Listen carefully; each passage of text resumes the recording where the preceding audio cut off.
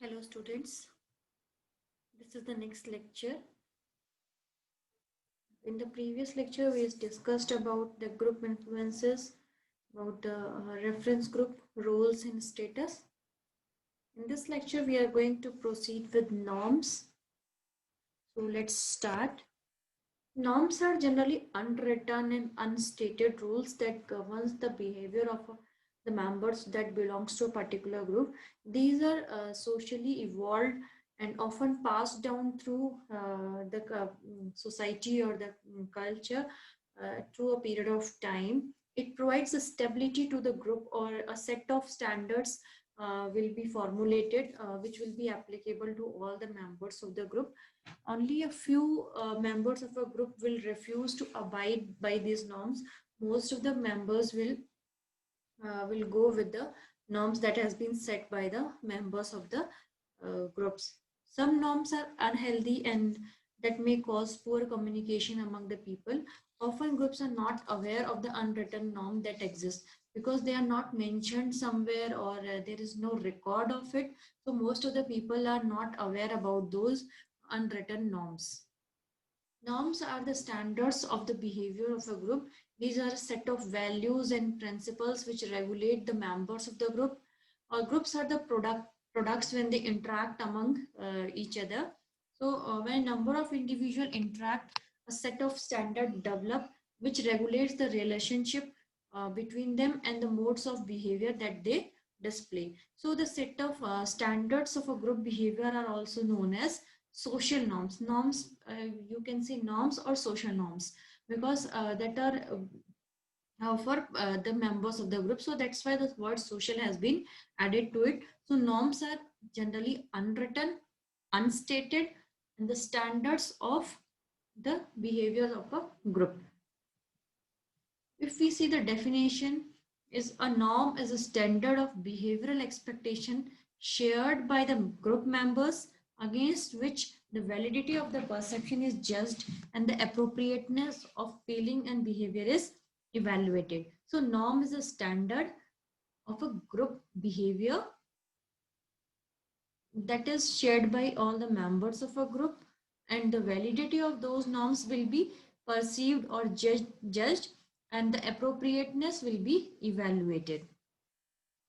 So norms are, in other words, we can say they are the rules of behavior. They exist in both formal way and informal way, but later is found more strong and reinforced from time to time, and thus is more effective. Why informal? Because they are not written anywhere, they are not documented, they are unstated. So the informal norms are more popular and they are more effective. So informal norms can be divided into two.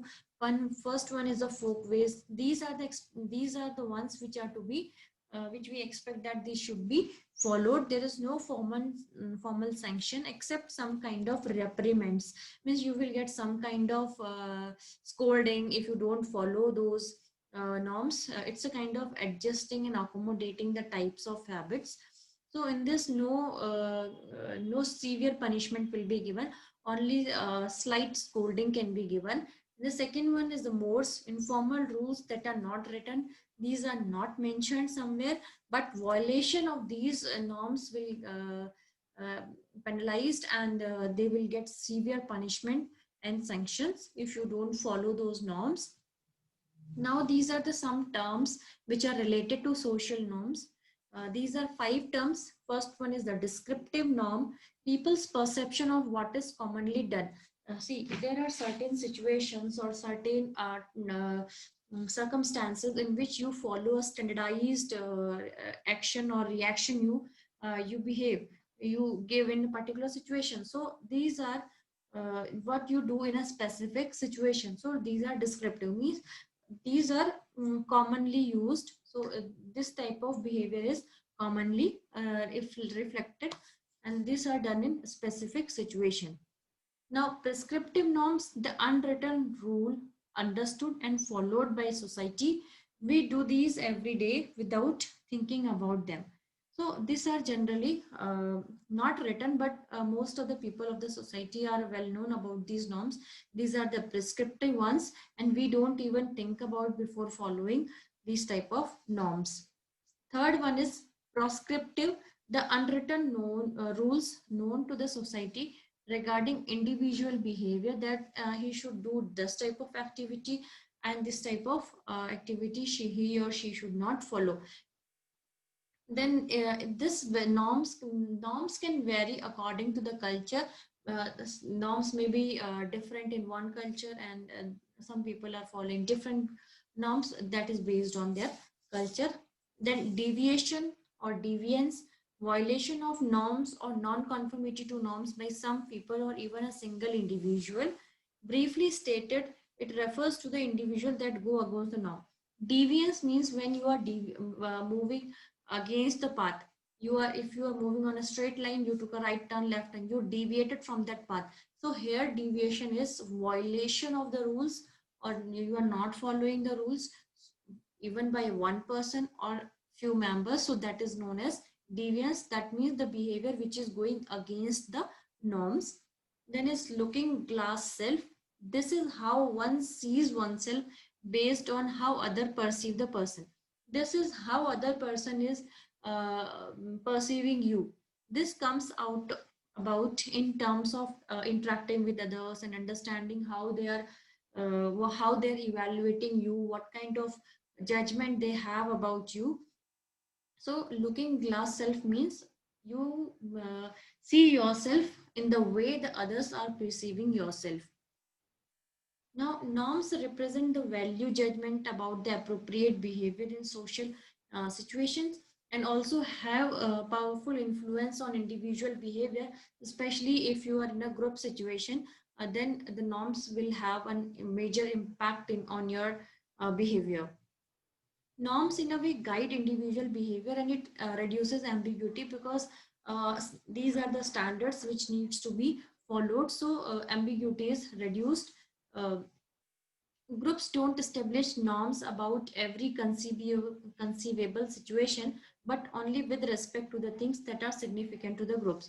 See, most of the times, not a majority of the groups will, majority of the members will be agreeing to the particular point, but there might be a situation when few of the members are going against those opinion. So uh, groups does not establish norms. It is about every situation, but with respect to the things that are significant to the group. So in that the matter which are significant to the group, then at that time that all the group members will come together. Norms will be applying to all the members, or there might be a situation when it is applicable to only few members. Norms vary in degree to which they are accepted by all the members of the group. Some are accepted by almost everyone, and others by some members or not others. So it vary in degree. For example, the university faculty and student accept the faculty norms of teaching, but students infrequently accept the norms of faculty research. Okay, so the situation, on the basis of situations, norms will be followed. Finally, norms vary in terms of range of permissible deviations, sanctions.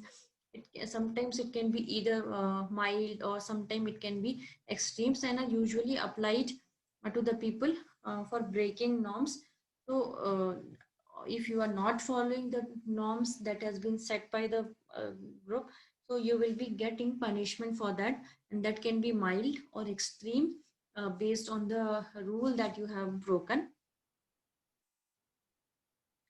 Norms usually develop slowly as group learns those behavior that facilitate their activities. However, this slow development can be short-circuited by critical events or by group decisions to change norms.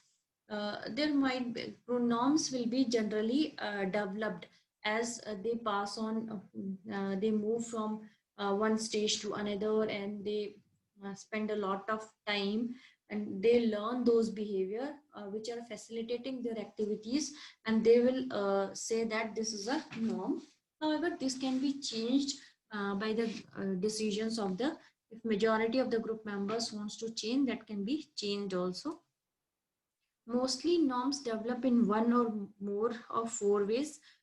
So first one is explicit statement by supervisor or the co-workers, critical events in the group's history. Suppose some incident occurred in the with the group members, so that can also be formed, that incident can also be the basis of formation of norms.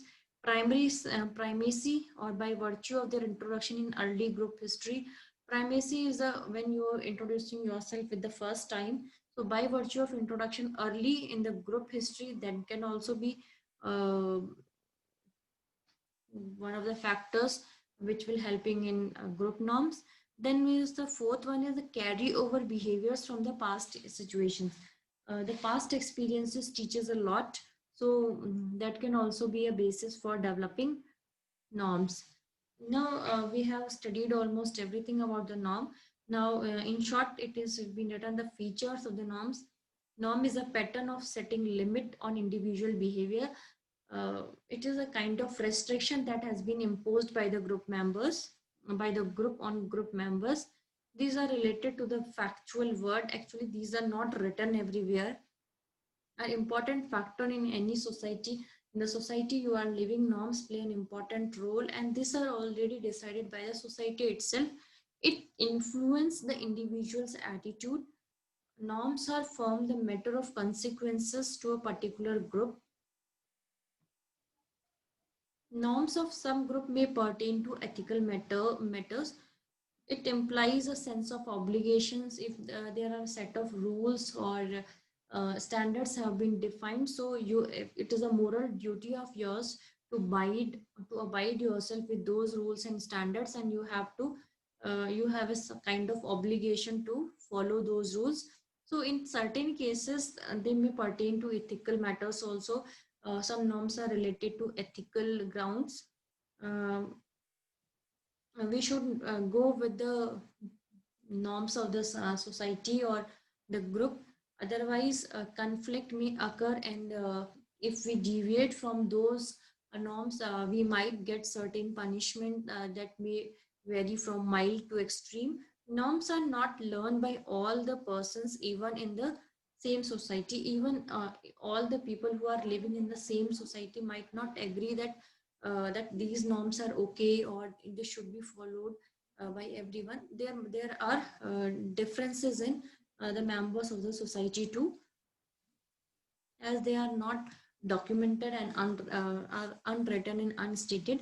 So these are not clear cut definition is there. So most of the people don't agree with each other on this. So thank you for watching.